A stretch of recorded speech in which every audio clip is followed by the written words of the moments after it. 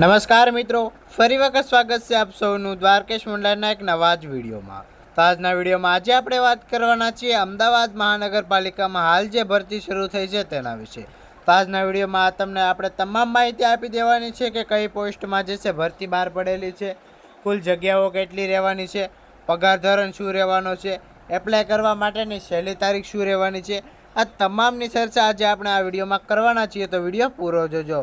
તથા તમે જો અમારી દ્વારકેશ ઓનલાઈનની ચેનલ ઉપર નવા જોડાના હોય તો ચેનલને સબસ્ક્રાઈબ કરી દેજો, કારણ કે આપણે આવી જ નવી ભરતી અથવા તો નવી સરકારી યોજનાના વિડીયો જે છે સમયસર લાવતા હોઈએ છીએ. તો આપનો વધારે સમય ના બગાડતા આજનો વિડીયો આપણે શરૂ કરીએ. વિડીયોમાં સૌપ્રથમ આપણે ભરતીની બેઝિક માહિતીમાં વાત કરી લઈએ તો સંસ્થા જેમાં એએમસી એટલે કે અમદાવાદ મ્યુનિસિપલ કોર્પોરેશન રહેવાનું છે. પોસ્ટ નેમની વાત કરીએ તો સહાયક સ્ટાફ નર્સ રહેશે, જેમાં ભરતીનો પ્રકાર જે છે સ્પેશિયલ ડ્રાઈવ માત્ર દિવ્યાંગ વ્યક્તિઓ માટે જે છે બહાર પાડવામાં આવેલી છે. કુલ જગ્યાઓની વાત કરીએ તો ટોટલ 26 જેટલી જગ્યાઓ માટે ભરતી રહેવાની છે, જેમાં નોકરીનું સ્થાન અમદાવાદ ગુજરાત રહેશે. એપ્લિકેશન મોડ ઓનલાઈન રાખવામાં આવેલો છે અને અરજી કરવાની છેલ્લી તારીખની વાત કરીએ તો 10 માર્ચ અને 2026 સુધીમાં જે છે તમારે ઓનલાઈન એપ્લાય કરી દેવાનું છે. અને સત્તાવાર વેબસાઇટની વિગતવાર આપણે જે છે વિડીયોના એન્ડમાં વાત કરેલી છે કે એપ્લાય કેવી રીતે કરવું. હવે આપણે વાત કરી લઈએ ખાલી જગ્યાઓની વિગતો. તો જાહેરાત ક્રમાંક જે છે એમાં 30 અને 31 બે બહાર પડેલા છે, જેમાં 30માં સહાયક સ્ટાફ નર્સ હોસ્પિટલમાં ટોટલ 21 જગ્યા માટે ભરતી બહાર પડેલી છે, જે માત્ર દિવ્યાંગોને જ લાગુ પડે છે. અને જે છે સહાયક સ્ટાફ નર્સ આરોગ્યમાં 5 જગ્યા છે. આમ ટોટલ જે છે દિવ્યાંગો માટે ટોટલ 26 જેટલી જગ્યાઓ માટે ભરતી બહાર પડેલી છે. હવે આપણે વાત કરી લઈએ લાયકાતમાં માપદંડ, જેમાં શૈક્ષણિક લાયકાતમાં વાત કરીએ તો અરજદાર પાસે નીચેનામાંથી એક અવશ્ય પાસ કરેલું હોવું જોઈએ. તો ભારતીય નર્સિંગ કાઉન્સિલ દ્વારા માન્ય પ્રાપ્ત સંસ્થામાંથી બીએસસી નર્સિંગ અથવા તો diploma in general nursing and midwifery એટલે કે જીએનએમ તમે કમ્પ્લીટ કરેલું હોવું જોઈએ, અથવા તો ટૂંકા ગાળાનો મિડવાઇઝરી કોર્સ જે છે તમારો નર્સિંગનો કમ્પ્લીટ કરેલો હોવો જોઈએ. તદુપરાંત વધારાની વાત કરીએ તો મૂળભૂત કમ્પ્યુટર જ્ઞાન જેમાં સીસીથી અથવા તો સક્ષમ પ્રમાણપત્ર તમારી પાસે હોવા જોઈએ. અને ગુજરાતી, હિન્દી અને ઇંગ્લિશ જેવું જે છે તમને વાંચતા, લખતા અને બોલવાની ક્ષમતા તમે ધરાવતા હોવા જોઈએ. વય મર્યાદાની આપણે વાત કરી લઈએ તો ન્યૂનતમ ઉંમર જે છે 18 વર્ષ રાખવામાં આવેલી છે.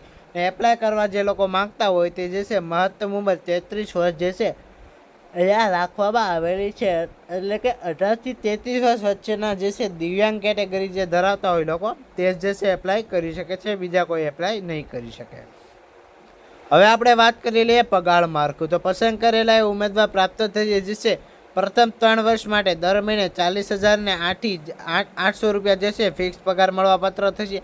જ્યારે 3 વર્ષ સફળતાપૂર્વક પૂર્ણ કર્યા પછી સરકારી ધોરણો મુજબ પે મેટ્રિક્સ લેવલ 5 મુજબ જે છે 29,200 થી લઈને 92,300 સુધી જે છે તમારી પ્લેસમેન્ટ થઈ શકે છે, વધારો થઈ શકે છે. અરજી ફીમાં આપણે વાત કરી લઈએ કે તો દિવ્યાંગ કેટેગરી હોવાથી જે છે કોઈ પણ પ્રકારની અરજી ફી રાખવામાં આવેલી નથી. એટલે કે તમે લોકો જે છે કોઈ પણ જાતની ફી ભર્યા વગર ડાયરેક્ટ એપ્લાય કરી શકો છો, ફોર્મ ભરી શકો છો. તો આ ભરતીમાં આપણે મુખ્ય વાત કરી લઈએ તો જે છે પગાર માળખું. પગાર તમને જે છે અહીંયા ઘણો સારો એવો આપવામાં આવેલો છે. હવે આપણે વાત કરી લઈએ કે એપ્લાય કેવી રીતે કરવું. તો એએમસી સહાયક સ્ટાફ નર્સમાં ઓનલાઈન અરજી કરવા માટે જે છે સૌપ્રથમ આપણે એએમસીની સત્તાવાર વેબસાઇટ એટલે કે www.ahmedabadcity.government.in ની સાઇટ ઉપર જવાનું છે. ત્યાં જઈને ભરતીના વિભાગ ઉપર આપણે અલગથી જવાનું છે વેકેન્સીમાં. ત્યાર પછી જે જાહેરાત ક્રમાંક 30 અને 31માં જે આપણને જાહેરાત આપેલી છે તેની ઉપર તમારે ક્લિક કરી દેવાનું રહેશે. એટલે ત્યાર પછી જે છે તમારી બધી જ વિગતો સચોટ અને કાળજીપૂર્વક તમારે ભરી દેવાની રહેશે. અરજી ભરાઈ ગયા પછી જે છે તમારો ફોટોગ્રાફ, સહી અને જરૂરી દસ્તાવેજો છે સારી ક્વોલિટીમાં સ્કેન કરીને તમારે અપલોડ કરી દેવાના રહેશે. અને ડોક્યુમેન્ટ અપલોડ થઈ ગયા બાદ જે છે તમારે અરજી ફોર્મને સબમિટ કરવી ફરજિયાત છે. જો સબમિટ નહીં કરો તો તે જે છે રિજેક્ટ કરી દેવામાં આવશે અને ભવિષ્યના ઉપયોગ માટે તમારે જે છે પ્રિન્ટ આઉટ લઈ લેવાનું રહેશે. તો આ વાત હતી ભરતીની. જો તમને વિડીયો સારો લાગ્યો તો વિડીયોને એક લાઇક કરી દેજો અને આવા જ નવા વિડીયો જોવા માંગતા હોય તો દ્વારકેશ ઓનલાઈનની યુટ્યુબ ચેનલને સબસ્ક્રાઈબ કરવાનું ભૂલતા નહીં. મળીએ મિત્રો આપણે નવા વિડીયોમાં.